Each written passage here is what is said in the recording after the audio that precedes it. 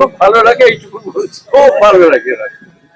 যে সিনেমাগুলো দেখেছি প্রত্যেকটা সিনেমাই প্রায় আমার জন্মের আগে রিলিজ হয়েছে। আমাদের যে রাজ্য সরকারের যুগান্তকারী প্রকল্পগুলো সেগুলো আমরা বিস্তারিত বলেছি। বাংলা ইন্ডাস্ট্রি এবং সিনেমার প্রতি অবদান সেটা স্বর্ণাক্ষরে আগামী কয়েকটা শতাব্দী জুড়ে লেখা থাকবে।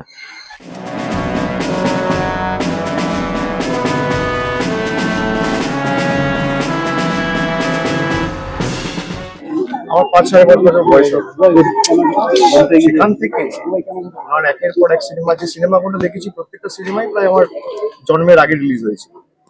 এবং ব্যক্তিগতভাবে আমি ওনার কাজ এবং ওনার যে বাংলা ইন্ডাস্ট্রি এবং সিনেমার প্রতি অবদান সেটা স্বর্ণাক্ষরে আগামী কয়েকটা শতাব্দী জুড়ে লেখা থাকবে।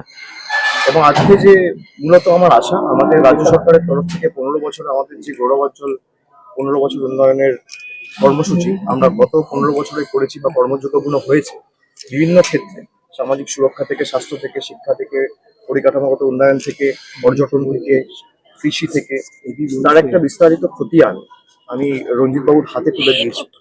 এবং কি অর্থনৈতিক প্রতিকূলতার মধ্যে সরকারকে কাজ করতে হয়েছে, বিশেষ করে বিগত 5 বছর 2021-এ দ্বিতীয়বার নির্বাচিত হওয়ার পর একদিক দিয়ে হাইকোর্ট বিচার ব্যবস্থার একাংশকে লাগিয়ে একাধিক সিবিআই কেস, অন্যদিকে বাংলার ন্যায্য পাওনা প্রাপ্য আটকে রাখা, আজকের দিনে দাঁড়িয়ে প্রায় বকেয়া পাওনার পরিমাণ 2 লক্ষ কোটি টাকা।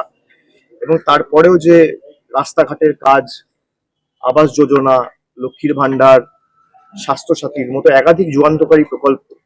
আগে সিপিএম এর আমলে আপনারা দেখেছেন যে সরকারি কর্মচারীরা মাইনে পেত না, সিপিএম সেটা করতে পারেনি, তার সমাধান করতে পারেনি। আজকে এত কিছু করার পর কেন্দ্রীয় সরকারের বৈমাতৃসুলভ আচরণ, আমার কোনো রাজনৈতিক কথা হয়নি, কিন্তু আমাদের যে রাজ্য সরকারের যুগান্তকারী প্রকল্পগুলো সেগুলো আমরা বিস্তারিত বলেছি। আমার সাথে সিনিয়র মন্ত্রী মমতা বন্দ্যোপাধ্যায়ের দীর্ঘদিনের সহযোদ্ধা সতীর্থ সম্মানীয় শোভনদেব চট্টোপাধ্যায় ছিলেন। আমাদের বিস্তারিত আলোচনা হয়েছে এবং আমাদের যে কর্মসূচিগুলো আমরা করেছি সেগুলো নিয়ে আমি রঞ্জিত বাবুকে অবগত করেছি এবং উনি খুব অ্যাপ্রিসিয়েট করেছেন।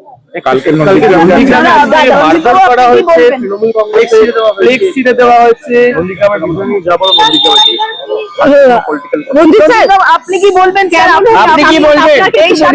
খুব ভালো লাগে, এইটুকু বলছি, খুব ভালো লাগে। Thank you.